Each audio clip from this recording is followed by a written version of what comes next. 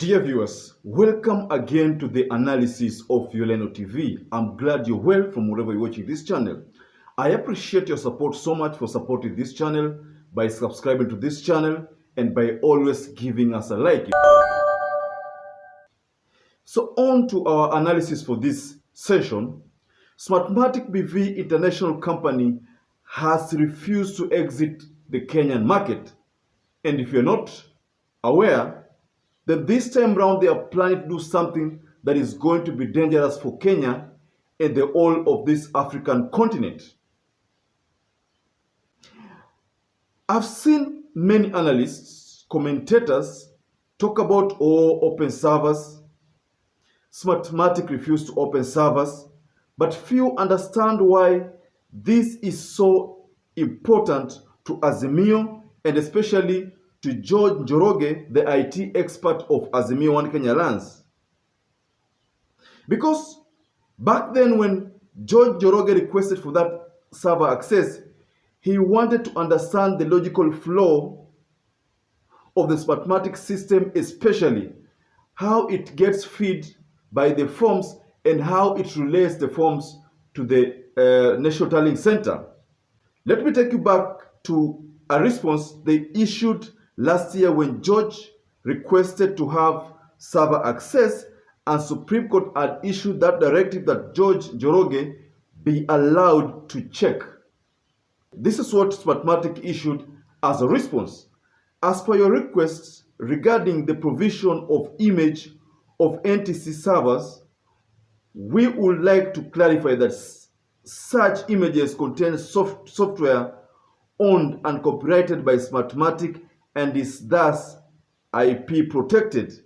Providing full access will infringe our intellectual property rights. So that clause is what SMARTMATEC used to dodge that request by the Supreme Court. And with that response, the case of Azimio could not be executed.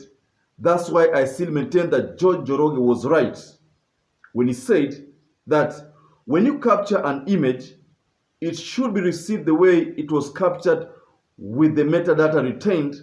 But in the SMARTMATEC case, the metadata didn't exist in the image that was related to the National Tallying Center, and that's what George, the IT expert, found himself requesting for this server access. In a nutshell, you take your phone, take a picture of a document, submit it to the recipient. That person should be able to see the date of capturing, time, the document ID and everything. Those are supposed to be retained as the metadata. Ndio ile DNA yako, ladies and gentlemen. Now, this is where me and Martha Koome, we will never agree. If the provider refused to allow George to have full access to the NTA server, Martha Koome was simply supposed to nullify because SMARTMATEC are supposed to obey our laws and order. But in this case, SMARTMATEC did not obey our Kenyan laws and our Kenyan order. So to me, hiyo ilikuwa ni aibu sana mno. I don't know why Martha Koome did not see this. Maraga saw this in the previous provider and said, no, we are nullifying. You have to abide by our constitution, our laws and orders. But Martha Koome alituaibisha when she failed to force SMARTMATEC to abide by our laws and order. So funny enough, after rejecting Supreme Court's request to have servers audited, the Dutch firm has now deemed it necessary to register its brand here in Africa. No, hii ni dharau ya hali ya juu. Siwezi kuwaruhusu muangalie server, lakini nakuja kuregister brand yangu kwenu nyinyi. Sasa SMARTMATEC wanakuwa na nguvu zaidi.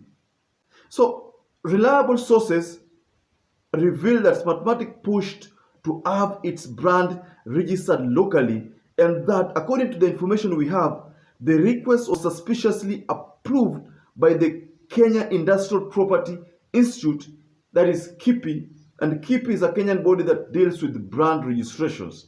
So that body approved registration of SMARTMATEC brand to be allowed here in Kenya. So hapa ndio kuna shida, because Oparanya says this company has been mentioned adversely, and you know if elections are not free and fair, it has potential of causing instability in the country. Right now, the whole of continent know about Smartmatic. In fact, the whole of universe knows about Smartmatic, and so many countries have cried foul over Smartmatic's malpractices. So this company is being allowed here in Kenya, and the Kenya Kwanza people are supporting the idea. And that's why Samson Cherengai said, so long as they follow the procurement law, why should they be denied the opportunity to continue with their exceptional job? Samson Cherengai terms what Smartmatic did and has been doing as an exceptional job. Hii ndio kitu ambacho tunasema kwamba Kenya Kwanza wanajua kitu ambao wanafanya. Probably this is one of the deliberate plan to allow Kenya Kwanza to stay in power for even 100 years.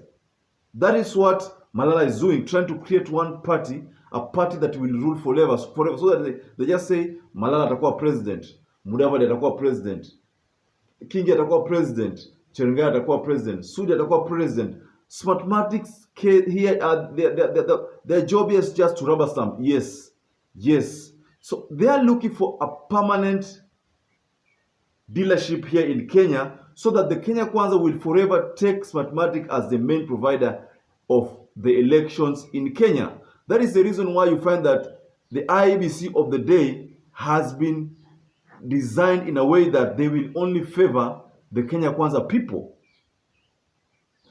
This is a major threat to the African continent, because we might see countries embrace Smartmatic. Already Uganda embraced Smartmatic previously, and the election was bungled. You remember when the Smartmatic could not work and the Ugandan people had to revert manual? What if the results in that time were going in favor of Bobi Wine? So maybe Museveni decided, no, let us not use Smartmatic because it's favoring Bobi Wine. Let's go manual so that I can rig. What if that was the case? So Smartmatic's dominance here in Africa will simply make African people have presidents that they did not advocate for, presidents that they didn't vote for, presidents who were imposed on them. So, ladies and gentlemen, I have given you some brief overview of what Smartmatic had to open the server, and they refused to open server, and now they are registering their brand here in Kenya, and this is a major blow to the opposition wing. Ladies and gentlemen, kindly share what your thoughts are below the comment section. Once again, I'd like to urge you to stay safe and stay blessed until we catch up again in our next analysis.